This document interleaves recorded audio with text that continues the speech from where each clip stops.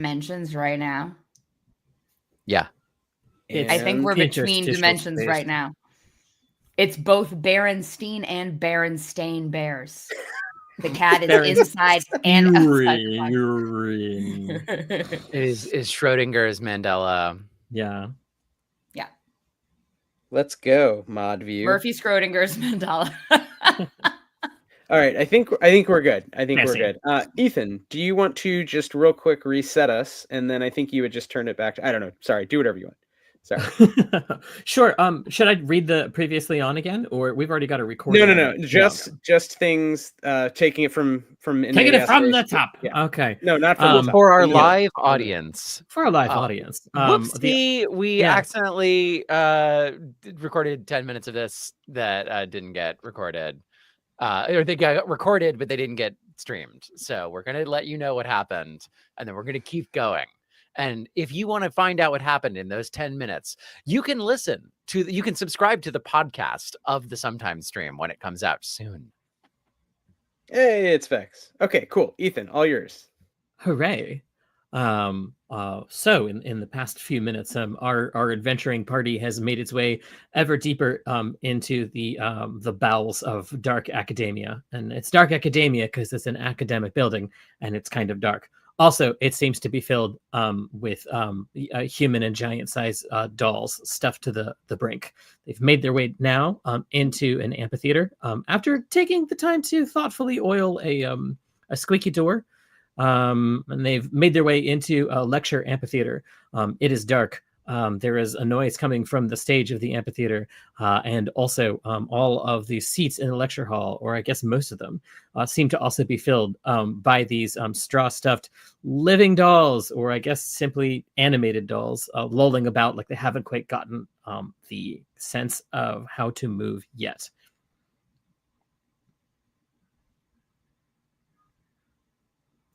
There's a very awkward scuffling sound in the hallway. The sound of 60, 70, 80 doll-like figures lolling about. You hear the shifting of straw, the movement of cloth, and then bang together pieces of paper. It's really just, it's annoying. It's just an annoying sound. I don't know. I feel like we just walk towards it, right? We're in an art studio. There's a lot. Hello, giant eyeballs. We're looking for the mouth of a giant eyeball. If anyone, if any of you could help us, tiny people, proto people, homunculi. At the words a giant eye, all of the figures turn and they start to DCI beans, and then the ones with mouths at least all start saying, "Oh, giant eye, giant eye, giant eye, the giant eye in the sky. Please don't break up the song." Hershey says.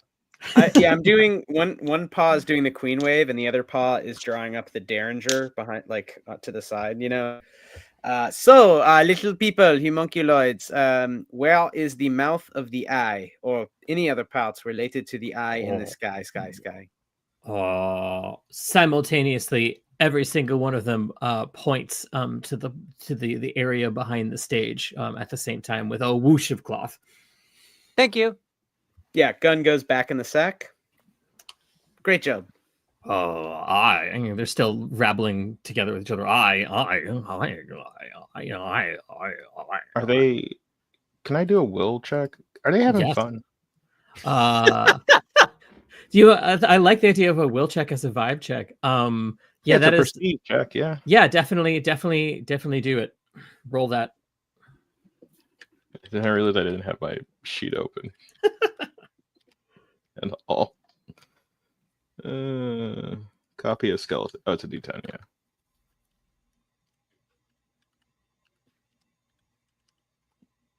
Like, are they trapped? It's a 4. Okay. It's a 4. Okay. Well, your general sense is they don't seem to be trapped, but beyond that, it's hard to make out what particular mindset they're in. They seem to be so half finished at this point. You're not getting a real sense about whether they're of their own, if they're enjoying themselves or not. They certainly seem to like saying "I." Or if there's like motive force or something. Yeah, they're all now just sort of parroting the word "I" to each other in different cadences. As that's their conversation now. Their eyes are all on you guys, the ones that have eyes to begin with. They're at the very least interested in your movements.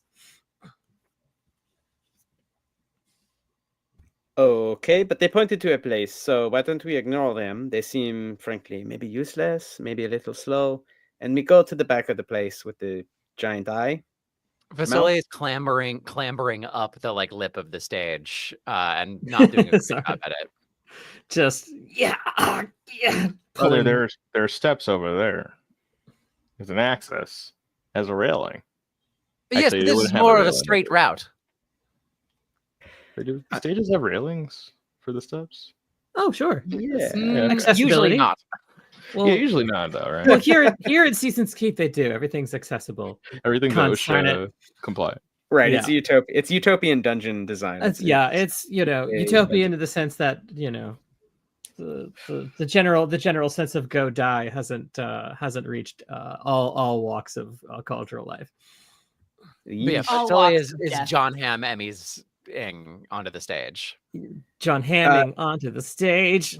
Beans is going up and around the most circuitous way, like a cat, like jumping on things, like knocking shit over. But the whole while speaking very rationally about like, what are we going to say? Like brothers, twins. What do we say if we encounter a dangerous giant? Do we fight it? Do we run away? Where's Bessemer? I would say, please stop. That's what I'm going to say. Oh, like start with an ask. You have an ask for it. Yeah, to please stop. Okay. Stop it. Yes. Stop erasing our memories, please. Thank you. And or absorbing our souls or something. I don't know. I'm not really sure what the connection is. Follow on. Seems like maybe a thing that would do that would be, how do you say, not good. And also, perhaps this is somehow related to Ispidaden because he's actually some sort of, he's going to do like a coup, like a memory coup. He's going to memory hole our abilities to not remember he's the king or something. So just throwing it out there. Surprised about the eye when we were there. Right. Maybe the eye could be sort of a comrade of ours if we need. Like a third thing. See, the Ispidaden is trying to stop war, and the eye is making the war worse because people don't know they're at war and they get mad at each other. Okay, that's an interpretation of the things that happened. Yes. Yes, it is. I would think it's a good one. Yeah, it's certainly an interpretation of what we saw happen. Okay. Proscenium, hello. If there's any giant eyes back there, you have to tell us legally. I'm a copper. I'm here on official business. Yeah, from behind there's a blue curtain, a big tall blue curtain, just sort of like demarcating the front of the lecture area for the backstage, the big production area, with various backstage sort of things, and a voice comes from behind the blue curtains in the back. It's sort of muffled by the curtains, but you hear it say, I warned them. I did. Do we recognize this as Ispidaden's voice? No, it's just a person doing a voice. It's like, is he making fun of the king? Is it someone doing an Ispidaden like somebody voice? Just trying to I tried to warn them. Would you like some water? Do you want me to go fight? I could do that for you if you want. Oh, everything's so complicated. It's summer. Oh, but he's like 30 times smaller and can't project his voice. Is that where we're getting? Why don't you go behind the curtain if you'd like to find out? Seems a little rude. Can we roll the sneak, maybe? Absolutely. I'm not going to burn any. Yeah, I'll roll the sneak. That is a 2 with my D4 movement. Clank, clank, clank. All right. One very sneaky skunk, a naturalist investigator. Yeah, I go, but I'm small, so I just try to go like poke my head under the curtain without being detected to see what's speaking to us. Does it look dangerous? Yeah, it's so what you see is you see a figure, human folk size, actually, not giant size, with very broad shoulders, wearing some kind of cloak or suit or something along that, and it is hunched over some kind of workbench, some kind of thing. It's throwing their voice, while it's not even bothering to look up at you. It says, "Oh, so difficult. Oh, some are so chaotic. Won't you help me? Won't you help me? Oh."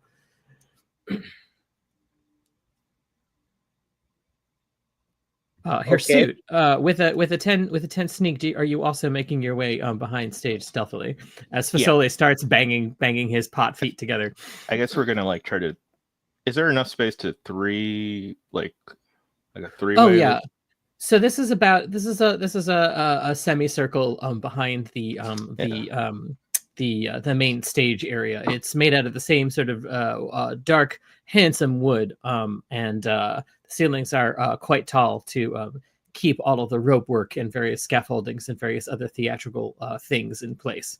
It seems to be a little overbuilt for a lecture hall. But maybe it also doubles as a performance space. Who knows? But there's definitely plenty of space. You could fit a whole concert of Hirsute's and DCI Beans is all sneaking in.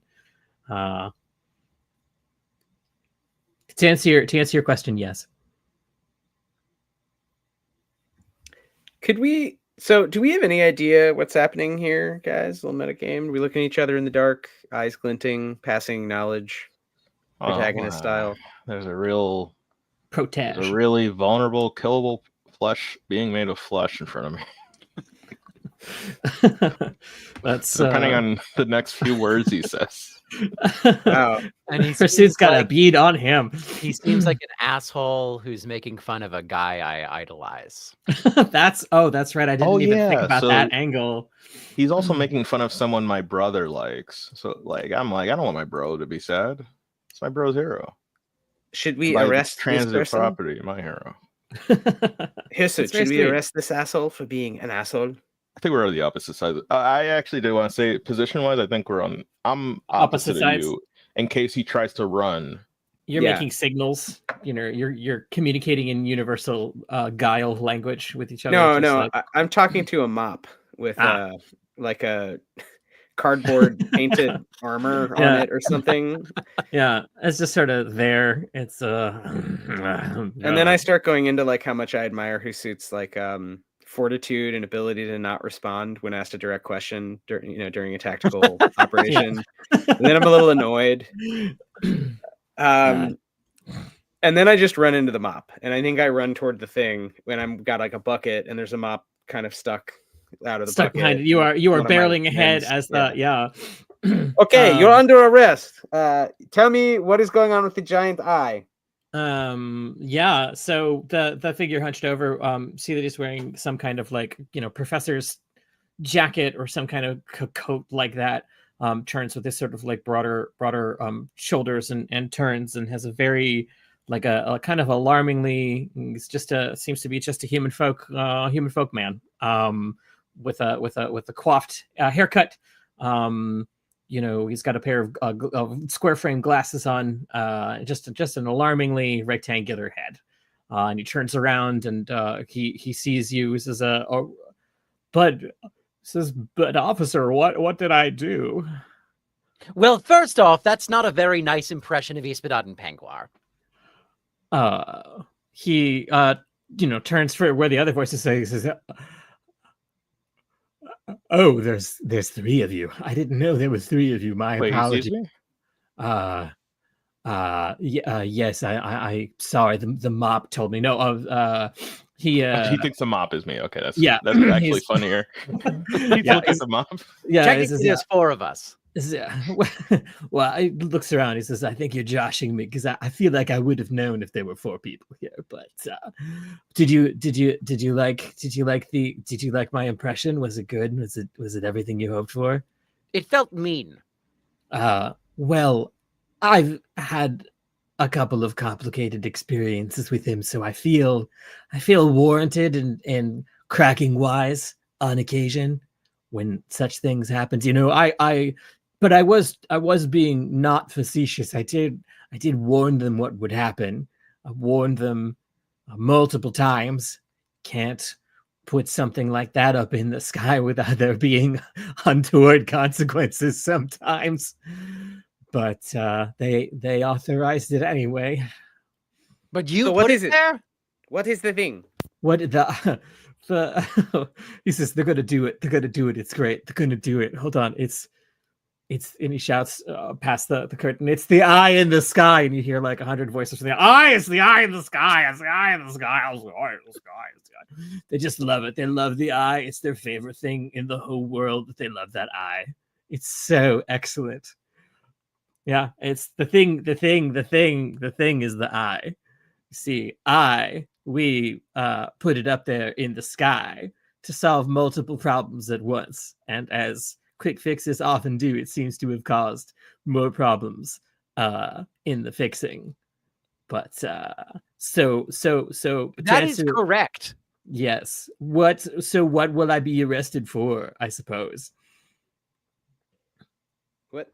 So hold on. What is the thing? The eye? What is the eye? Oh, the eye. It's wonderful. It's a very complex piece of scaffolding which we attach to the firmament of the world. It's quite lovely. It's, you know, it took an awful lot of students to build. We did an excellent job. I think that I'm going to give all of them a passing credit on it. Really got the let out. I had to pull them off of all of their projects, making the labels for drugs, for instance, banners for various factions fighting each other, or stopping other factions fighting each other. Really just exciting, deep work. So it took them all, and I brought them all onto this extra credit assignment because, of course, when the Summer House wants something, the Summer House gets it. And we put it up in the sky. Really quite fantastic.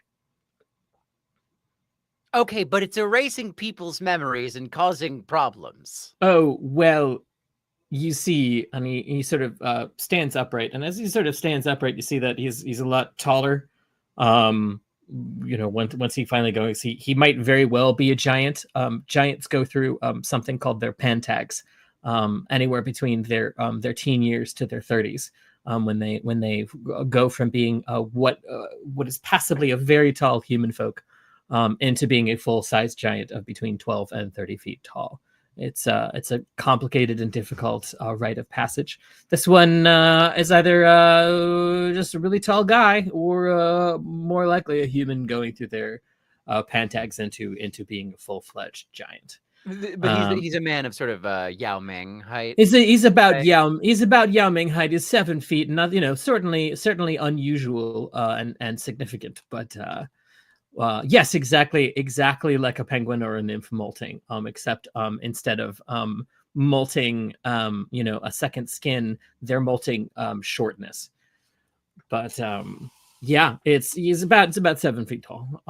Looks out in this beautifully custom tailored suit. You see now this handsome academic jacket and dark pair of pants with an exciting plaid. This is definitely, you know, somebody who cares about their appearance, and is really cutting quite an impression, looking at you all right now, explaining how he and several dozen art students all got together, built a giant eye, which, you know, I think that this is an uncontested check. Like, that story strains credulity, because the eye in the sky seems to be the size of the moon. And, you know, this seems to be a mid-sized, you know, regional art college that could have maybe 5,000, 6,000 students in it maximum. Well, but he did say he tied it to the firmament of reality. So that's true. You know, it's the sort of thing that artists do say often. But yes, I think if anybody'd like to, certainly make a reason check on that statement. Yes. It's 2. Whoa, my God. Oh, he's still going. 10 on the 10. floor. Mm-hmm. Got a 10. On the floor, yes. 4. I floor, did not. I did not understand, and I think that makes him angry. Yeah, you're just sort of you're just sort of really cheesed off that this person is wasting time by saying words with his mouth hole. Yeah, I'm like really considering tackling him. I think I just believe him, no question. I just with my failure. DCI beans. With that 10. So you ascertain two things with the 10. One of them is that statement is probably a lie. The attaching something to the firmament of the world is sort of beyond the capabilities of any being. That being said, at the same time, this person is definitely not a giant and is definitely not a person. You're not sure that this person is human. There's something about the way that they move that is off-putting. Off-putting in the same way that you've seen many examples of lolling doll-like figures on your way in here. This person is not quite a person. And on that note, we are now cutting to Bessemer being confronted by 3 giant birds inside a flooded, ruined city. And they're how many stories tall each? There was a big caw as you caught one of their eyes. The one that you caught the eye of is about 3 stories tall. It seems to be a little baby one or a youngling. It's malting bricks. It's malting side cladding and parapets. And then the other 2 that are sort of like slowly unruffling their wall feathers are much taller. They seem to be like 10, 15 stories tall.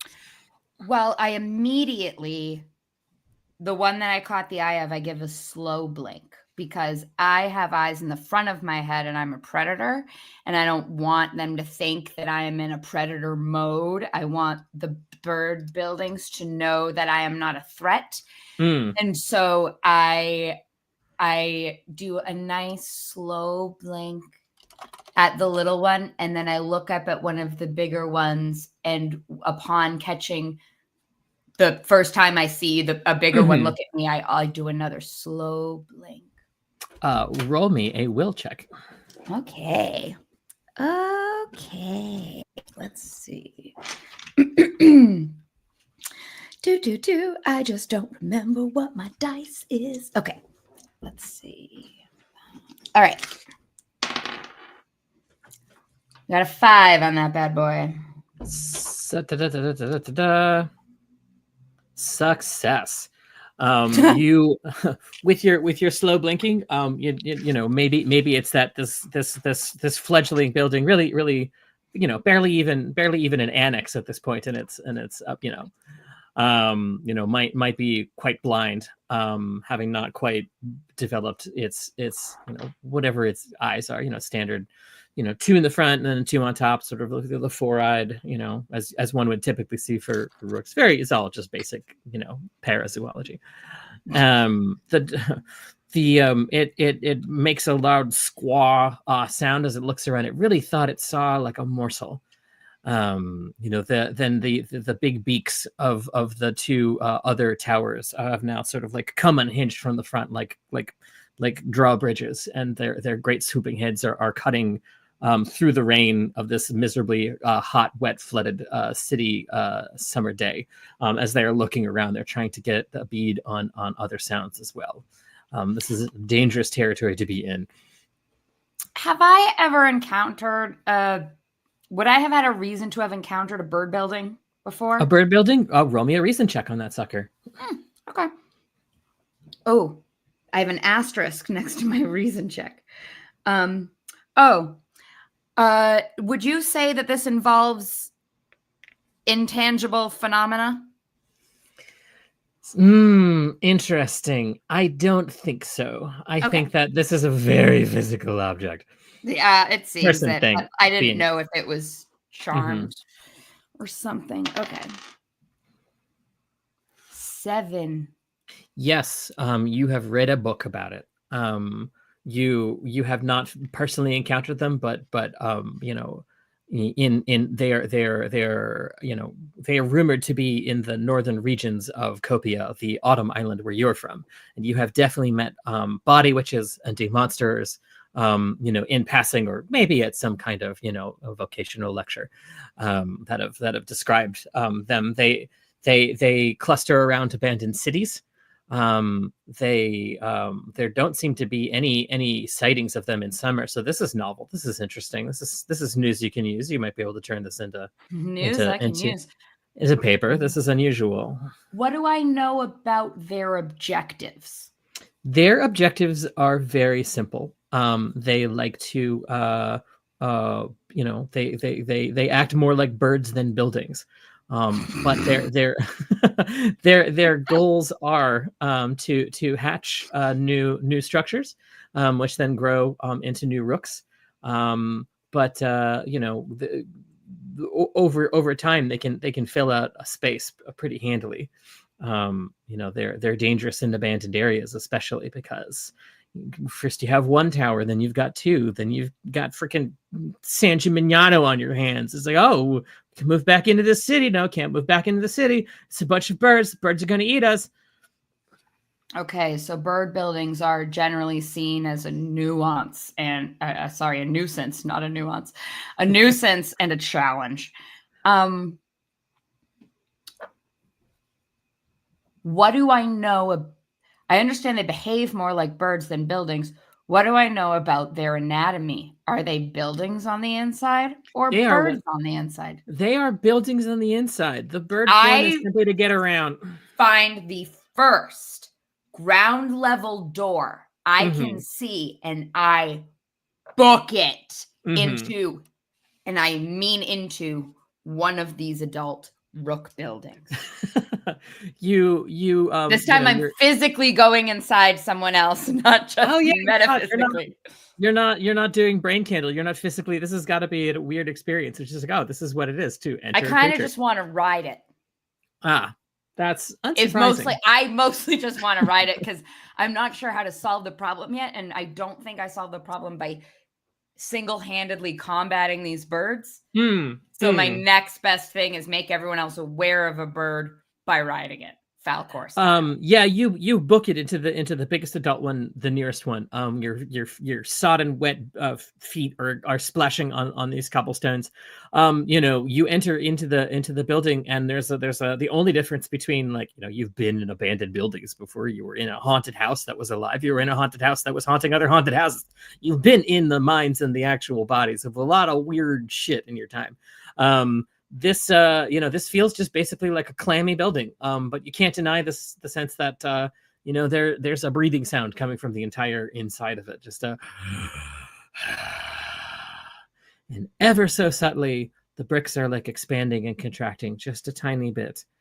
While you're inside this, you also hear another sound over that very deep breathing and the sound of all of these bricks moving back and forth. You hear the hushed whisperings of voices, and they sound in great distress. Can I tell what they're saying? You listen in on them. They're deeper into the structure of the rook. I'm immediately afraid that these are the people who would have lived in these buildings had these buildings not been birds. I wanted to immediately climb up the inside of the bird, but now I feel like I've got to go down into the bowels of the bird basement. Well, the bird bow basement. You're in luck though, because the only way that seems to be deeper into the bird seems to be, and I'm sure you just love the sight of spiral staircases after your adventure in autumn. There's the only way to deeper into the bowels of the bird building seems to be a spiral staircase that leads ever upward. I am so excited. You just book it. I don't care. Okay. I'm like, listen, spiral staircase or not, I'm not here to judge. It's a fun type of staircase. Yeah, I can't. You are running up this big spiral staircase, also made out of stones. It's breathing slightly. It doesn't require a move check because the breathing is ever so subtle. But as you're running up the stairs, You definitely hear, you pass the second floor and you're getting closer. You definitely hear the voices of people, and the voices of people, they are speaking in hushed tones. You can't quite make it out because they are speaking in Summerian, the language of summer. But you hear a couple of yearly words thrown into their yearly, being the universal language for Season's Keep. So they are definitely, they are hushed and in distress, and they seem to be quite frightened. You make out about 5 or 6 voices. And what are the yearly words that I hear? You hear project, you hear rescue, you hear danger or scared a lot. There's a lot of scared people cursing yearly. It's pretty good for cursing, so you hear a lot of the equivalent of like, oh, how did we get into this fucking ordeal, which is just a very couple of words in yearly. That's what you hear, and then the rest of it is the rounder consonants and vowels of Sumerian. Okay. And is it clear where these voices are coming from? Is there like a door off a landing, or is there like there don't seem to be any coming from in the walls? There don't seem to be any doors at all inside this fun animal fact. There doesn't seem to be any sort of doors. There are openings that go into classic looking weird maze-like chambers here and there throughout the whole thing. And there's definitely staircases, and there's windows, and there's parapets, and there's ramparts, and all of those things. But there's no doors. Okay, and you absolutely tell where they're coming from. Great. I'm loving the inside of a bird building, by the way. So the feeling trapped is not something I can resonate with, though I don't want to judge anyone else on their experience. And I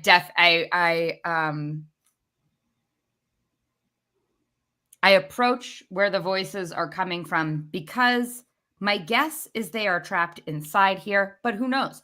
Maybe they are trapping the bird buildings here. And I am aware that I'm not omniscient. So I cautiously approach the area. You walk through a wide archway into a room about 10 meters wide. It seems to be like a mimicking some kind of main antechamber. You walk through that. You hear the voices coming from the east. It seems that each archway that you go through starts getting to a smaller and smaller room until you are getting deeper into the bird itself. You're hearing the voices quite loudly now and firmly. I'm going to need you to roll move for me because the next area that you're getting into is very, very narrow. It's in fact seems to be a hallway, a bird building maintenance closet, something like that. But you're going to be wedging yourself through deep into stone bird tiny thin wall territory.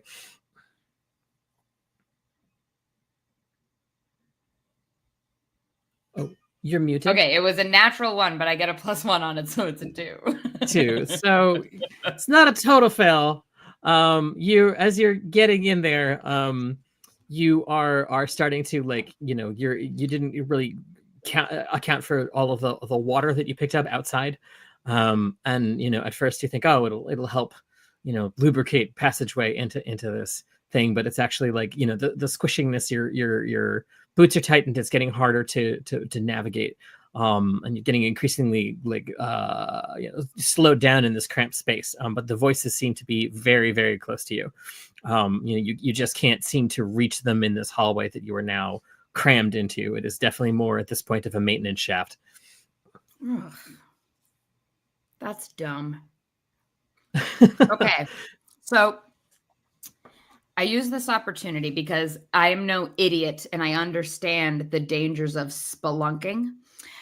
Not to say that spelunkers are fools, but rather I know that I shouldn't. And with that, I am going to cast Quantum Tongue, which is now a spell that exists. For so it is writ. For so it is writ. The name of it is Quantum Tongue, and I am going to cast for, you said it was 6 to 7 people. So I don't have the chart in front of me. Is that a 3 grit? Let's go to the chart. So every word is 3 grit. So how Every many word words is it? okay. So it's 2 words, but I'm not bringing it up a level at all. So it's 6 grit. Then it's just 6 grit. If you so that means you get like the minimum effect for one of the kinds of spell. So there's the 8 like kinds of magic. You pick what it is, and you can decide what it does based on that. Excellent. And I am gonna say, oh my gosh, I was in exactly the right place already in my document. This is the best.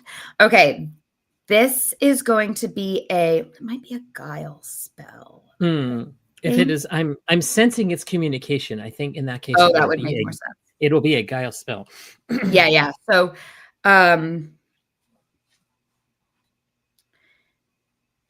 what I am going to do is charm myself that when I speak, my intention is communicated by my tongue in the language of the hearer. And as I receive tongue that is spoken, language that is spoken, the intention of the language is interpreted, and that's what I hear. So you're going to get the intent of the words, if not the specifics of it, and you're going to convey so the translation will be funny, but so crammed into that wall, what do you try and vibe at these people who are now just mere meters away from you? I'm like, hi, I'm stuck in your maintenance shaft, and I was wondering if you were possibly also stuck inside this bird building. There is a sudden pause. You hear a surprised voice sort of say back, and it seems to be a real hodgepodge of your spell and the few yearly words that they seem to know. You hear a young voice say back, we were hiding out and we don't know what to do. It really sucks that you're stuck also. We're not, and you get the sort of sense it's hard, like not trapped in a bird, sure.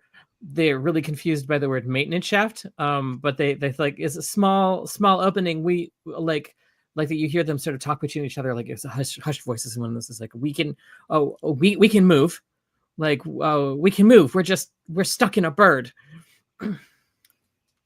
Excellent. First, I say, thank you for thinking of me. That's so nice. I can also move, just only backwards. Then I say, are you afraid?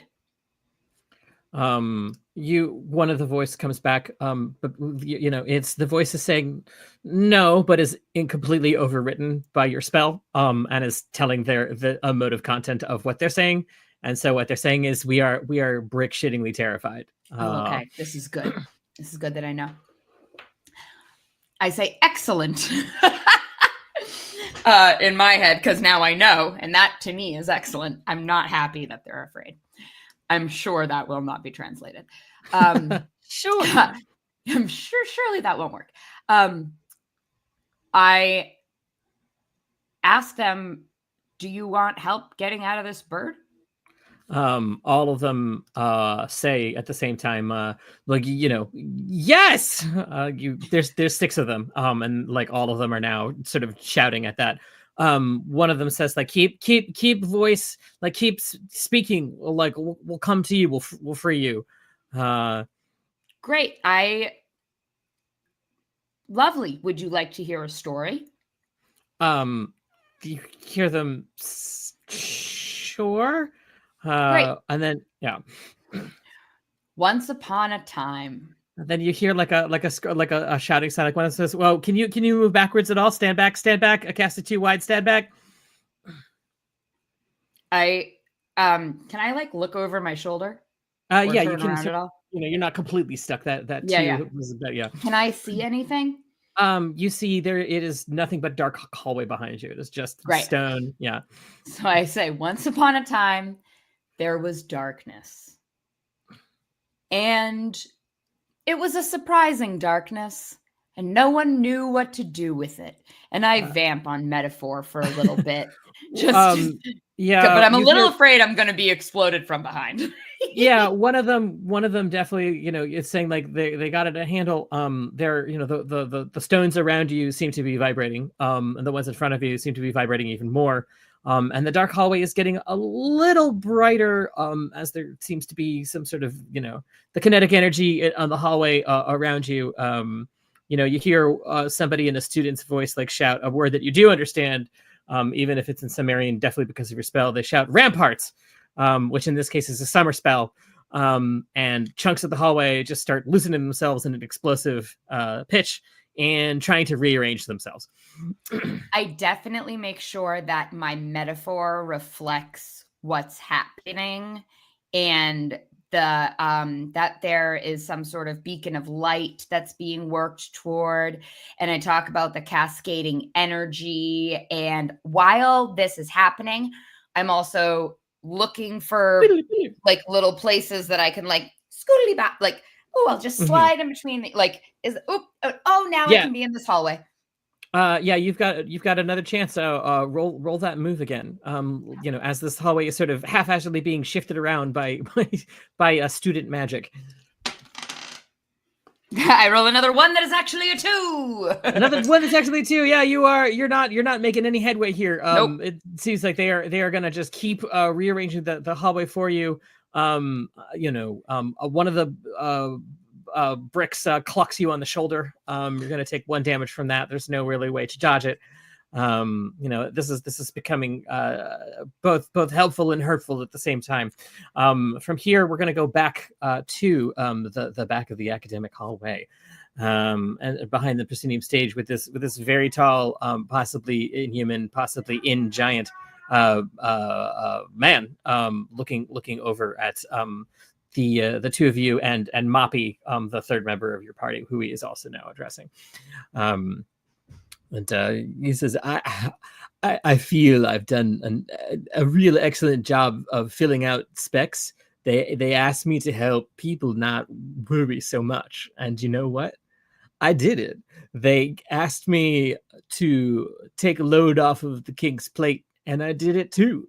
They asked me to maybe do something about all the little scurrying battalions here in Ford, and believe me, they're interfering with my teaching as well. So I dealt with it, and here we are. I feel like I've done nothing wrong. Long-armed officers of the law. So that's my story, and I'm sticking to it. But if you'd like, we can take a nice journey together. We can go to the summer house and see what's what.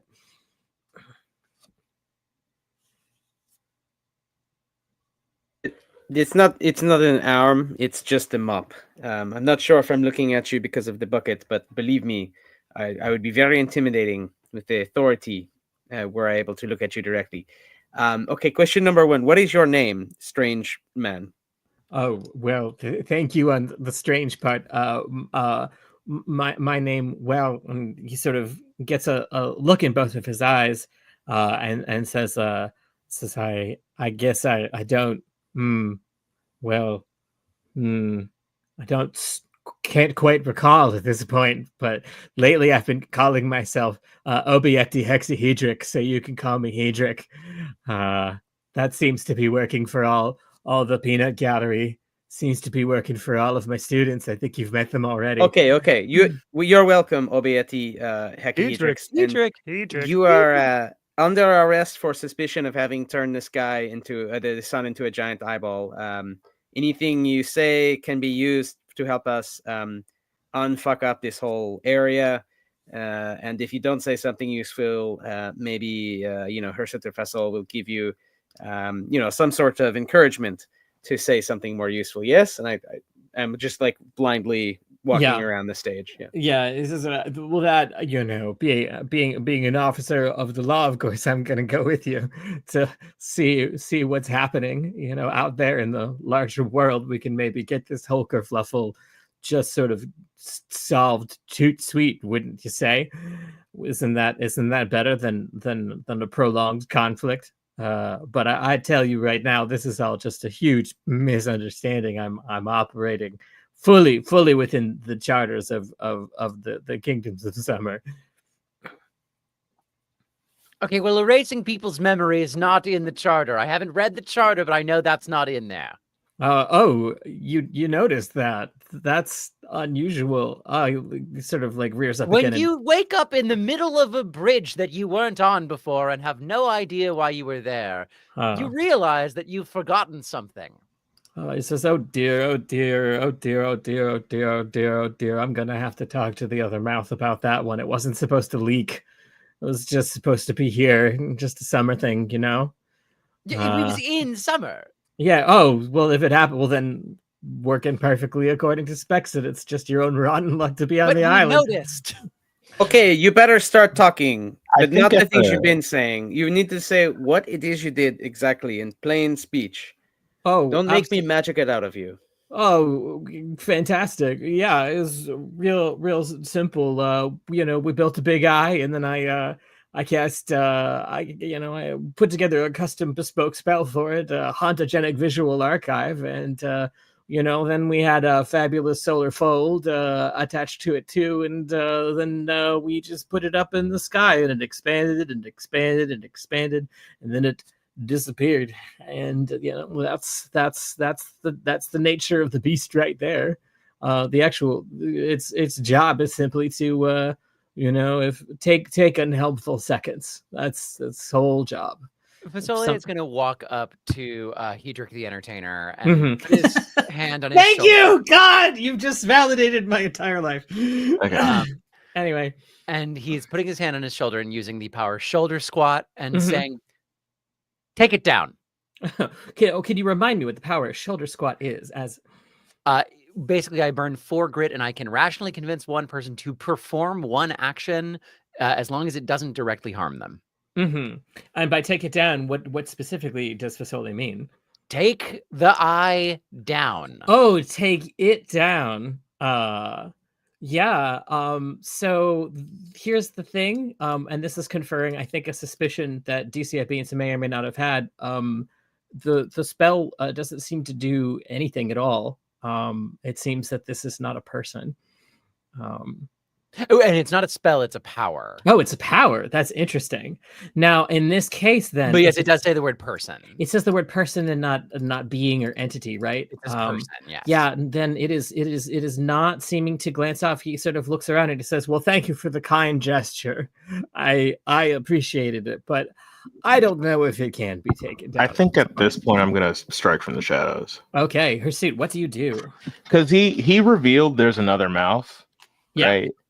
And so that drastically reduces life expectancy. That there's like another person. There's another, yeah. There's another Less person useful. I could deal with instead. Yeah. So Hirsute, what do you do? I had a question about. Oh wait, is this the old one? I'm sorry. I opened it sometimes. What was it? A Google Doc? Oh, indeed, a Google Doc, a PDF, semaphore. Yeah, I'm just Google gonna strike from the shadows. I don't have like a specific power. I'm just gonna strike from the shadows. With a ranged weapon, with your beam, with I think I'm gonna go with the just literally jump out of the shadows and stab him. Yeah, fantastic. And that's a sneak attack, right? I guess from the back of the neck. Yeah, it would be a sneak attack because he thinks I'm a mop. Yeah, presumably. I'm gonna reach out and stab you. I mean, if it's not broke, it really sometimes solves... the classics. Yeah, sometimes things get solved a lot quicker if you can what do you call it? Stab them. Escalate. I'm calling this an escalation, I guess. You're doing a Rumsfeld, I think is the term. Yeah, I like this plan. I'm gonna burn 3 grit. All right. After this, if we do enter initiative, I will back up whatever Hirsute does. Yeah, that's gonna be an 11. That's an 11. Oh, that's very good. That's a success. I was gonna ask if that goes with the massive attack ability. Something I've always forgotten to use. Yeah, massive attack is a big one in the Sometimes Kingdom. Jeff, do you want to tell us what massive attack does, other than be a band that was good? Maybe it's still good. I don't know. I don't even think I can name a song. Whenever I roll to attack and get a total result of 9 or higher, I deal double damage. That's excellent. Massive. So I'm using a short sword. Is it just we're gonna? Oh, this is definitely entering into something you all are going to roll for initiative, I think. Oh, I guess I could actually add. Okay, so I'm just gonna spend the 3 grit right now, and then I'll. So I got 21 now, and I believe a short sword is a D6 or is it D8? D6. D6. Okay. Do. I don't know if anyone hears that. Yeah. Okay, I'm sorry. Here's what the thing will cut out of the podcast version later. 3. Thank you, Chris. I guess that's 6 damage. I rolled a 3.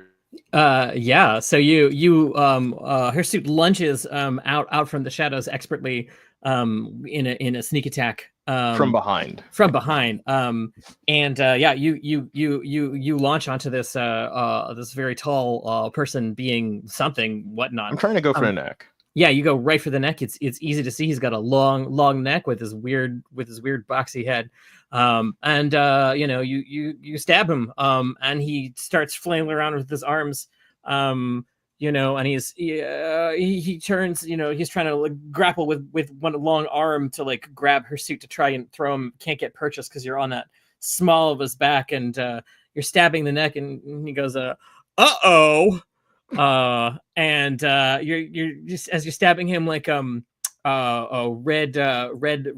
fake dye and glitter, small red beads start coming out of his neck. He's like, oh boy, that's bad. It starts swinging around, and he plants one foot onto the ground and says, well, I don't think that any of you are art critics at all. I'd like everybody to roll for initiative. That's a 1. Yeah. I guess Hirsute will say, and that's fergalicious. I got a 4. Ethan, can you just clarify that image? Was it blood coming out of his neck, or just literally beads? Red beads, glitter, fake dye. It's definitely punctured skin. This weirdo is going down. I got a 4 for initiative. All right, you got 4. So beads. I got 9. I accidentally clicked mute when I was talking. I got 9. You got a 9. That was 1 for me. All right, Hirsute. 9. And hexahedric 6.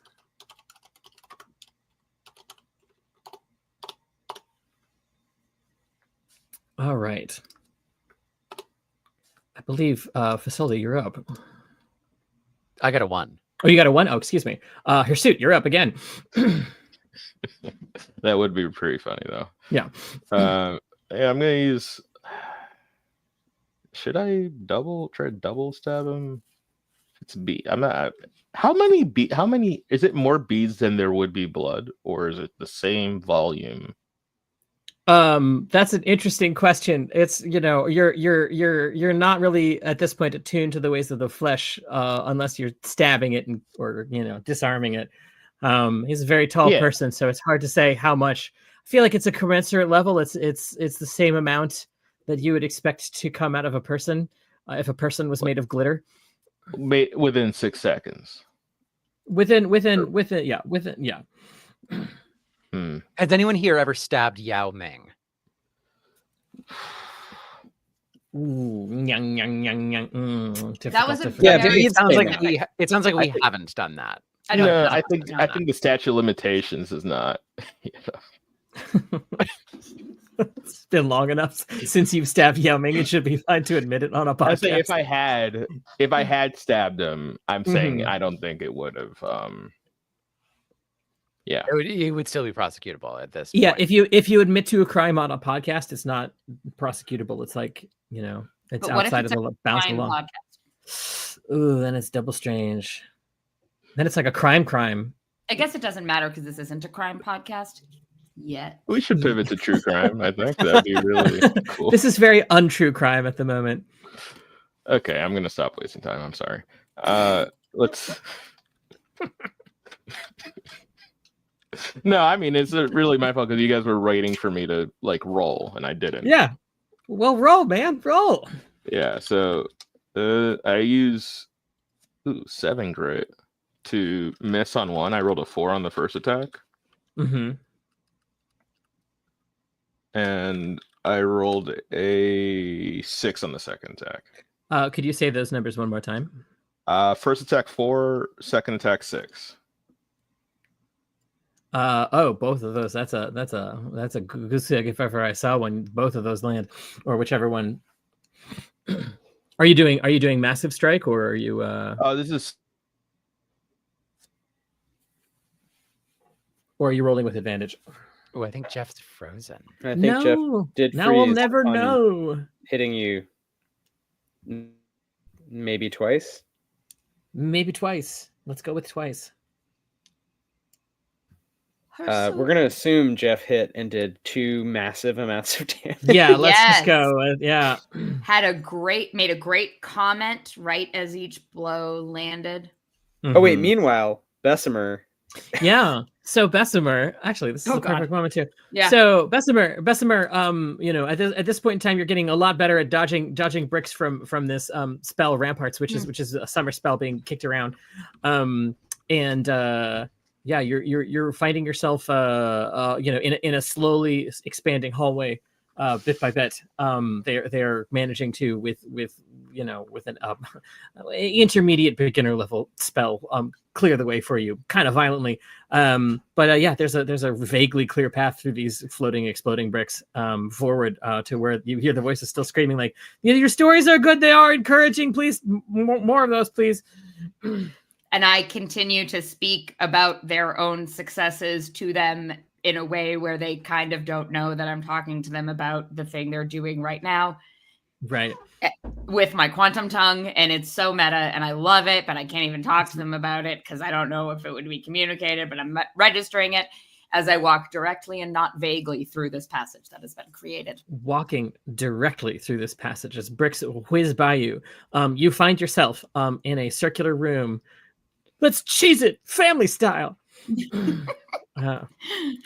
Brought to you by Cheese It Extra Toast. So you find yourself in this cramped circular room where huddled together seem to be 6 young adults.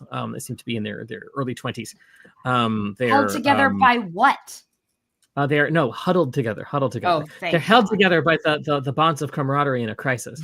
Not like rope or dastardly deeds. No, just by the bonds of.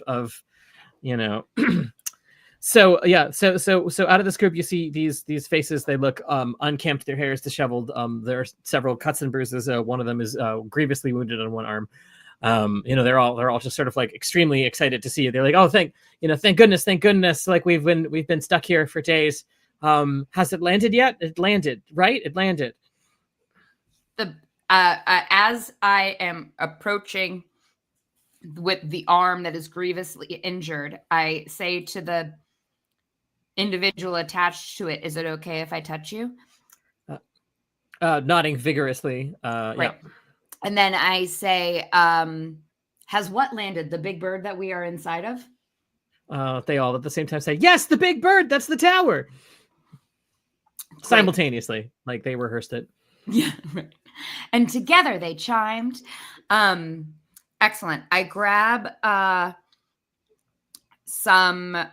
open up my witch's bag to take out.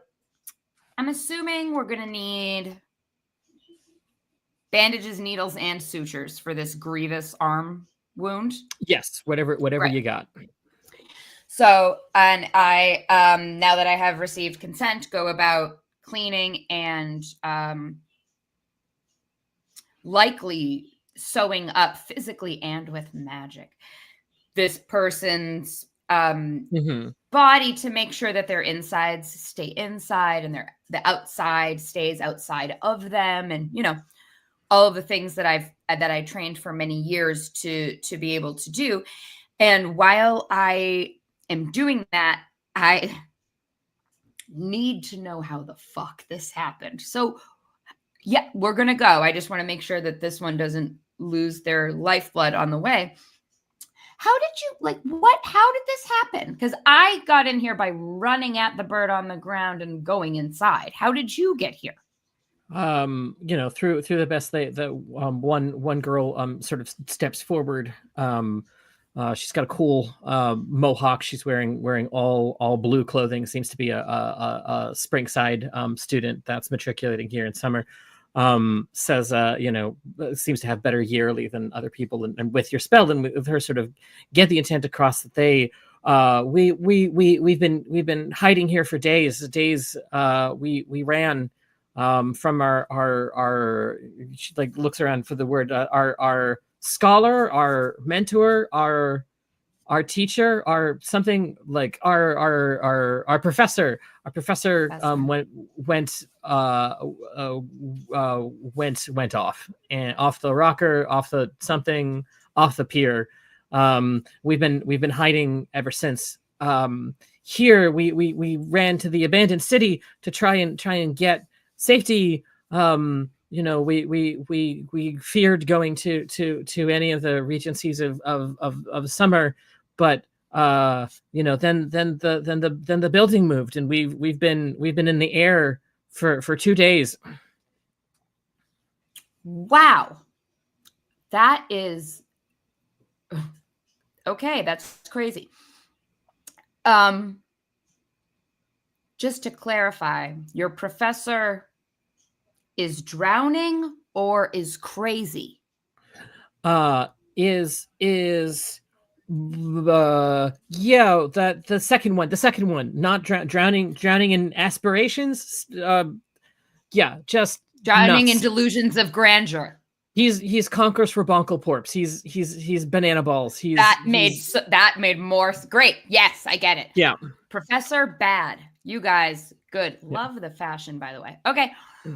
And okay, so now I've got these kids, and I'm like, do I have any smoothies left over from when John got that juice for us? Like, I want to give these kids snacks because I know they're hungry. Yeah, you've got like a little pod, maybe like a little carafe of it. Sure, why not? Yeah, exactly. Some weird. So I disperse snacks among. Yeah. Snacks are always good. Collegiates. And I know that, and I have not charmed the snacks, but I know that now that they have them, they love me. So I students do like free food. I'm also aware, though, that I've got to keep them calm as we become like not bird food. So I retrace through getting into larger and larger caverns until we're at the door that I entered. Is there anything that happens on the way? That's what I'm on the way there. Yeah. So you're making small talk with them. You get the girl that you're talking to right now. Her name is Ren. She seems to like sort of just become the de facto leader in this moment in time because she's the one who can most easily communicate with you outside of the vibes, emotional senses. They can all sort of vaguely sense that this spell has been cast and they're rolling with it. As you're walking through the hallways, she sort of tries to very hurriedly, fill in that they were working on a big project, authorized by some of the regencies, like where it is it came in from the summer house. Everybody's graduate project was funded if they would work on the thing. But then the teacher started getting sinister. They confronted him. things went bad, and so they fled. And that seems to be the sum total of the story. Was it like, why did you, what caused the mutiny? I know that you're right, but what were you being asked to do, or that you didn't feel comfortable with, or what was going on that you didn't want to participate in? She says, well, that's the thing. That's what caused the mutiny. We can't remember. It was whatever we were working on. The memory of it was taken from us. And so we all immediately revolted. Gross violation of, and just starts rattling off like, this is somebody who's read the student manual, and it's just, yeah. I love student activism. Yes. Okay. Great. I am very about this. Okay. A second thing happens. So at that moment in time, when you sort of get to, I guess, the fourth floor of this, as you're racing down, retracing your steps, which is pretty easy. No real recent checks required. You're just going into larger and larger bird rooms. Down. But as you get to about the fourth floor, another thing happens. This is at the exact moment that Fasole and her suit stabs a hexahedric in the neck. And at that moment in time, there is a screech as you hear from outside the rumbling of several other rooks all screech at the same time. And the one that you're in, you hear through all of its hallways so loud you have to cover your ears like a and the bird takes off into the air and is instantly airborne. And the students are freaking out. One of them is like trying not to have a panic attack. They're like, oh god, we're airborne again, it's happening again. You can feel the gravity of the situation as the bird takes off into the air.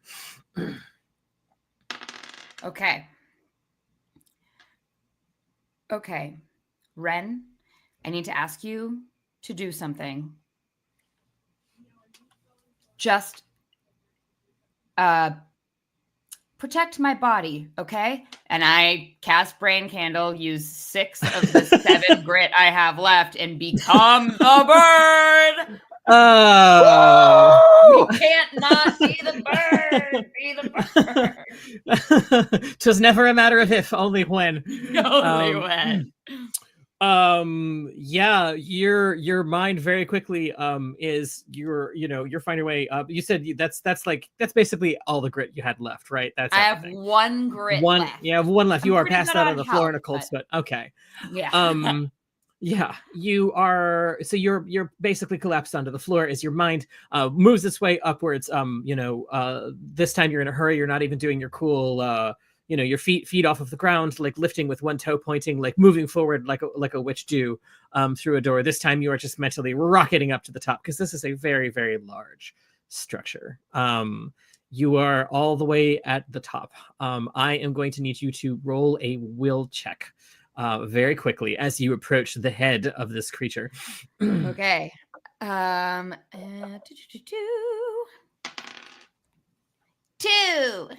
2. Yeah. So you get to the very top, and you are go through its head, and suddenly you feel like a shimmering and a shaking. There is, the bird itself, like this should not be happening, because you can enter this you've already entered structures before. There's nothing terribly complex, big as it is. There is something else contesting your presence here. You are now inside the mind of the bird, and you are the eyes of the bird, and you see this tremendous. You are seeing the skyline as it in its like family rookery co-birds all take to the sky. It's murder of a tower or a murder. The tower. Well, but if they're buildings, that would be a jail. Oh. There you go.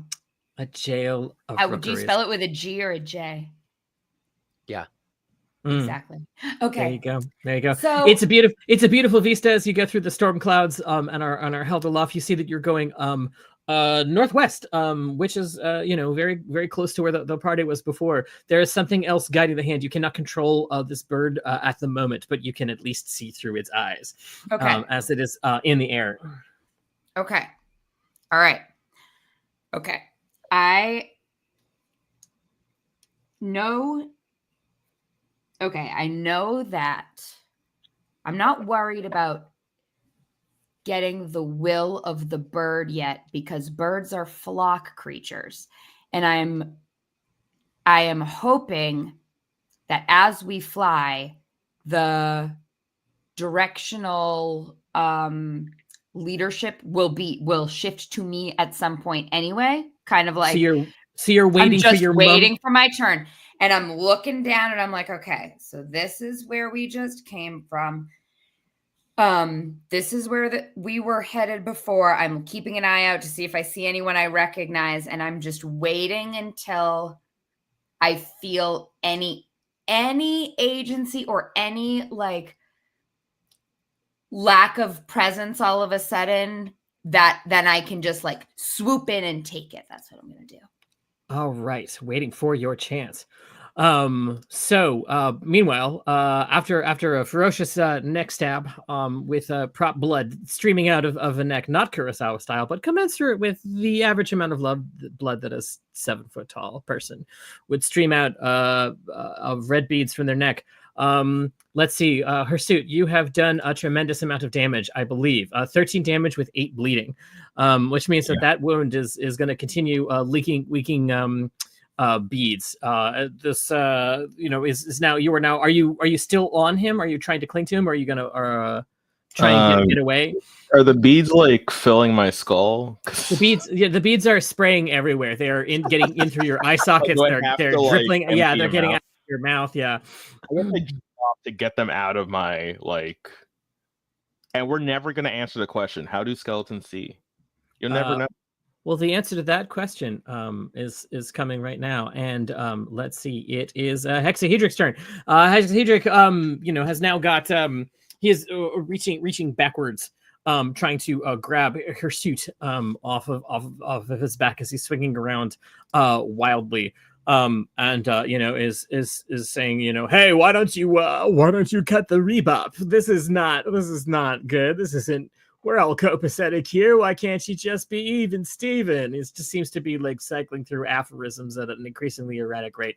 Doesn't have any weapons on his person, but looks over and he shouts, this mouth needs help. And you hear from the stairs, coming up the accessible rampway of the stage, about a dozen of these doll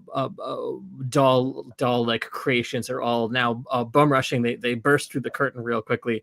He is using his turn to cast something on them, as he is asking this mob now to sub in for him. He says it's tag team. And they all sort of try circling around Fasole, and they try circling around Hirsute. Two of the smaller ones go up and are trying to sort of like basketball block DCI Beans. After you said Yao Ming, I just can't get off of it. Sorry. They are now all going to do a quick things. I need you to roll a move. Hirsute. Oh, me? Okay. Yeah, sure. It's a D12. I could just take out one of these die. Except I never it's this one. I'll just roll it. Yeah, that's 12. You got a 12? Yeah. Okay. Yeah, there's a bunch of creatures are all they are all trying to land blows upon you, but you are dodging them. Occasionally they sort of whoomph against this fellow's body, and he goes, oof, that's smart. They are all sort of dodging Hirsute. I think now it's called Kino.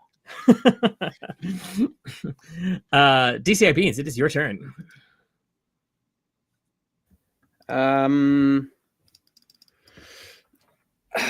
This guy just sucks so bad. He doesn't know what he did. Let's see if we can rip it out of his brain. I'm going to use all of my remaining grit to cast a spell called Brain Amber, and I would like to turn all of his body that's getting hacked apart by the brothers, presumably also Fasole. I'm going to turn that into amber, drops of amber that will have knowledge within it.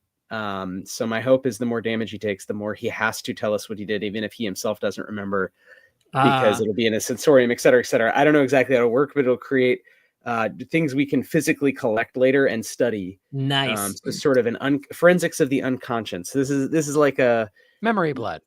Memory blood. Yeah, this is like if Cronenberg and Freud and Andre Breton all got together and worked on like a CSI style show, but they were also wizards. The So I have amusement no park. more grid. The amusement park they're going to make out of these pieces of amber is going to be insane.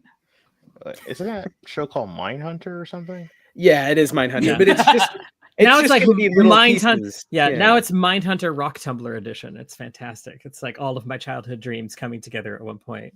We're gonna have to collect this into specimens, you guys. All right.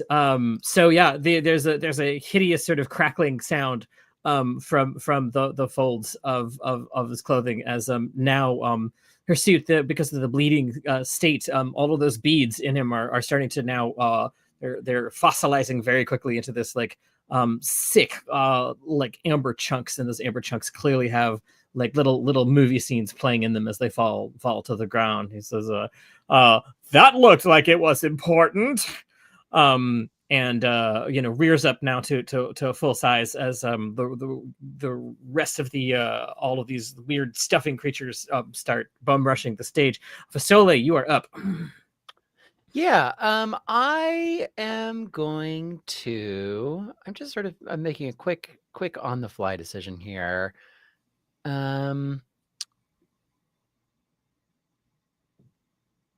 Yeah, I know. I'm going to use a power that I now have that I didn't before, called Stop Hitting Yourself. And Fasole just points at Hedrick and says, "Stop hitting yourself." And what Hedrick finds, and Fasole burns 6 grit to do this, the worst possible option. And what Hedrick finds is that his arms and legs are all pulled in different directions, and he's getting ripped apart. Ooh, Fasole doesn't know why this happens, but whenever he says the phrase "stop hitting yourself," it turns out that his invisible friends, the sylphs, take control of their limbs and basically try to rip them apart. Fasole doesn't know that these are invisible friends. He just thinks that happens for everyone. Just his killing word. That's just how his killing. He thinks that anyone who says this would cause. Oh, that it's a universal phrase. Yeah. Wow, golly. The demons are followed by sylphs who do this for them. Wait. Yeah. Are your invisible friends imaginary or invisible? It says invisible. I cannot wait to fucking meet them. Great. I haven't met them. I don't know they exist. Let's see here. So at that moment in time, after you cast Stop Hitting Yourself, this very tall individual now finds himself spread eagle, like hovering in the ground as limbs are being pulled and pulled. And he says, "Oh, my back!" As you're pulling harder and harder. This does, by the way, I need to roll for damage. Yeah. It does 9 damage to him. It does 9 damage to him. Yeah, so now big plus 4. Big chunks of amber are coming out.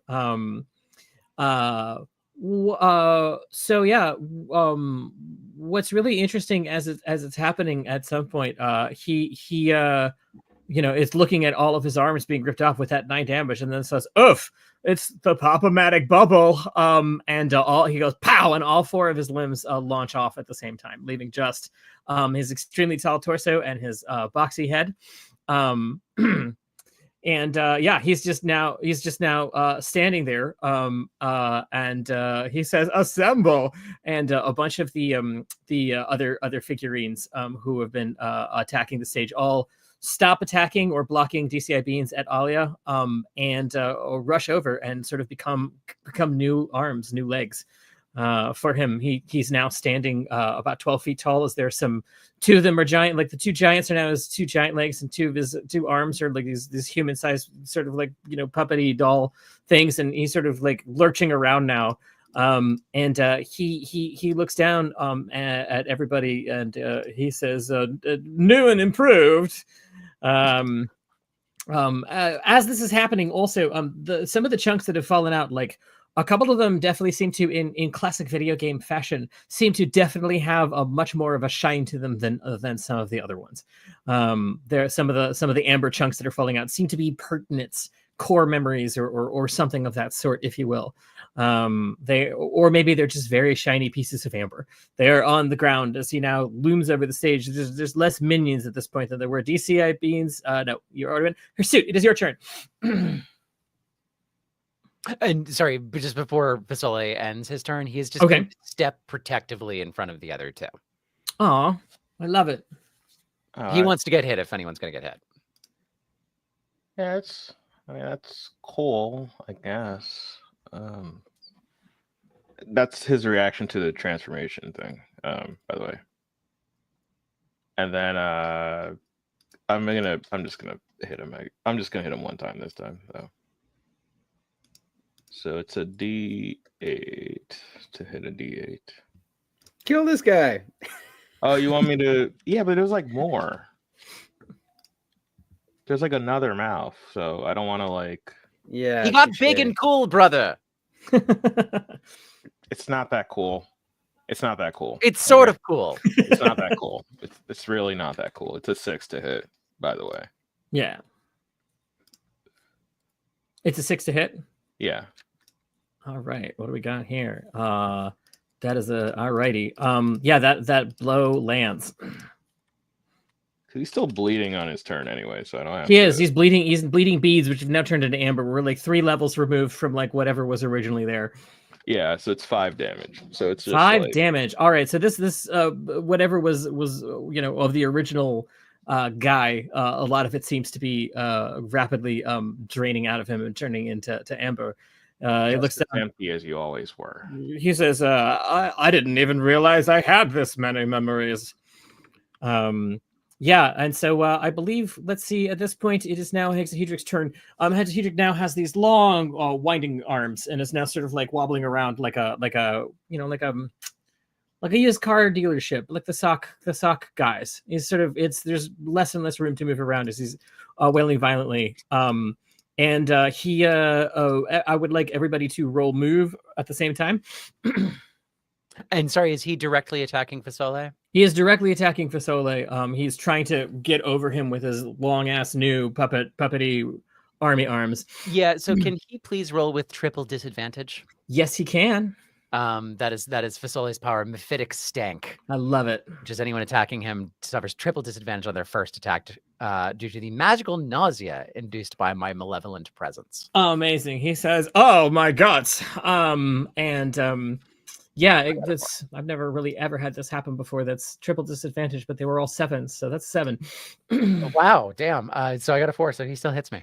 Yeah, he clobbers you, and he is clobbering you with a spell called Pelting Slag Muttons.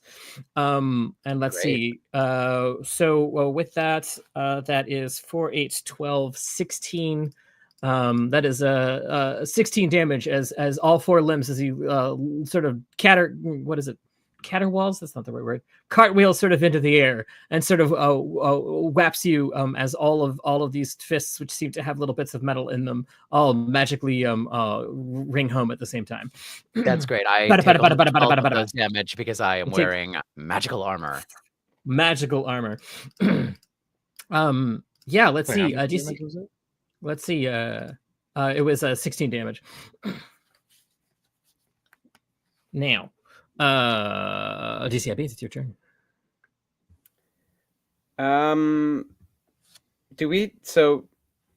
We don't really know what's going on. Does this guy look like he's going down anytime soon? It's like your estimation is there's less and less of the original him left. It doesn't seem to be really mattering. He's just replacing stuff with more stuff. Okay, but we're getting his memories beaten. You're out of him getting. in Oh the yeah, form of they're draining out of amber. him. They're on the floor, and some of them seem to be quite shiny. Okay, I'm just going to eat some of my mature cheese wheel, which surely is, whittled down to just the odd wedge at this point, and collect amber. Yeah. So would you say that your power allows you to analyze the things as you're finding them, or is it the thing that you will forensically analyze later? I would love to, if I could roll reason to somehow use Absolutely. and Sherlock Holmes ability to analyze chunks of amber beaten out of a weird puppet giant to determine what the hell is going on. That'd be awesome. I got a 4.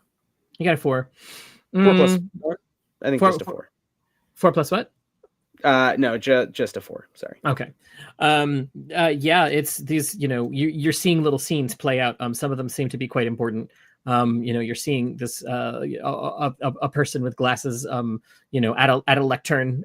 You see pictures of a person, inspecting different projects. You see them building a giant hemisphere out of probably all of the world's paper mache. But like beyond that, you cannot get the true MacGuffin out of this strange Norrish creature. Let's see. Hirsute, it is your turn, and then we are going to get back to Bessemer. Unless DCA Beans, you'd like to continue. Well, we're gonna have to figure out what we're doing time-wise, Ethan. Oh, that's right. We are rounding out the curse you, technology, magic beans. They finally stopped playing music. They finally stopped the bandsaw in the backyard. I was gonna stab him again. If you want to fade out on that, all of us running in a freeze frame, when the anime ending where it goes painterly. Oh yeah, as you all. Well, I will say one thing. As you reach to stab him, Hirsute, as bits of it. Have you ever seen a Twizzlers commercial? A Twizzlers commercial? You ever seen one? The giant sort of claymation mouth. You seen that? You're as you're cutting into this fella, the jacket in front rips before you're able to fully make contact, and you definitely see the mouth was absolutely literal. There seems to be a giant mouth where a chest should be, and it is talking right now and says, "Oh, now you've done it." And that's where the painterly thing happens. Bessemer, while you were up in the sky with the eye, you feel a force challenging it as you see other rooks coming towards you. Are all of these birds are sort of positioning themselves. They're moving towards a crazy looking building that looks like modernism sort of puked up a little bit. Onto some kind of campus as you are barreling towards it faster and faster and faster. At that moment, while the roof outside, you hear a huge crunch as bits of dirt and chunks of the ceiling now sort of fall on Hirsute, DCA Beans, and Fasole as something has landed on the roof. I guess we're going to have to talk about what we're doing next, because that's definitely TBC if I ever heard one. Yes, the JoJo's ones. Yeah, it feels one like more thing. Yeah, because it seems like we're about to retreat from this thing that's not getting harmed. When you call my name. So I think if we are starting to sidle away from it, Fasole is going to use this spend 9 grit and use the spell, the new spell Thermal Summit. Ooh, what does Thermal Summit do? Thermal Summit, I would like to be an environ spell where basically a small mountain of red hot rock will grow out of the ground or floor and basically burn whatever it touches, lighting it on fire, but also have that come between us and the creature. Oh, so you are making a room-sized curtain of lava bursting from the floor. Nice mountain of a mountain of molten lava. rock. Yes. Yeah. Okay. Yeah. It is 100%. In instantaneously the floor erupts. The floor is lava. Then the floor ejects lava. Curtains rise, but this time it is a curtain plume of lava.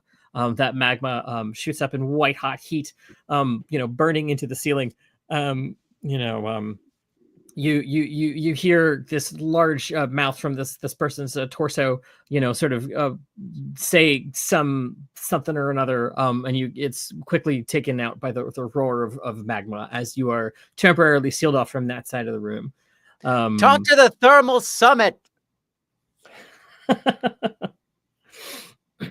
Yeah, we definitely have to say in this version of Sometimes Kingdom the names of the spell, just because it's so tied to the words, right? I feel like we should really write that in the rules, Ethan. I don't know what you think, but you have totally. to, like, yell the name. So it's like, I'm casting Brain Ember. I can't just like say I use Brain Ember. I have to like yell the words Brain Ember. 100%. It's a Hadouken all over again. That's how I've treated all of my powers too, is I literally do the thing that they describe or say the thing that they are named, right? Like it feels right. I hope it does feel right. Add like a little effect on the voice, maybe. That would be great. You can do like a reverb. Join our Patreon, which we'll be launching with more content soon, and that would be one way to pay for effects. Echo and reverb will come with new Patreon subscribers. So it looks like this season is going to be 5 episodes instead of 4, which is totally rad. Ethan, is that cool with you if we cliffhanger here and then we'll do a 5th episode? Cliffhanger here is round good. Out? Yeah. All the tech issues aside, we're going to cliffhanger here, and I think that if that we've got one last extra episode, we can maybe split on the chatty, and then we can have a proper denouement after the cliffhanger for episode 5. Yeah, we can schedule another chatty between us if people are game, and either way, we'll have to use the next episode to wrap up the action here on the Sometimes stream. Ethan, any final thoughts here? And just remember, everybody, just because everybody can make art doesn't mean that everybody should. Psych, everybody should make art, no matter how deadly and dangerous. Nice. I feel like please block out the sun. Yeah. If you are an artist, block out the sun. UV protection. It's very important. If there's a guy exploiting all your labor, right? Yeah. And like, it might be okay to stab him. Right. If he's tall. And he's tall. And a giant mouth puppet?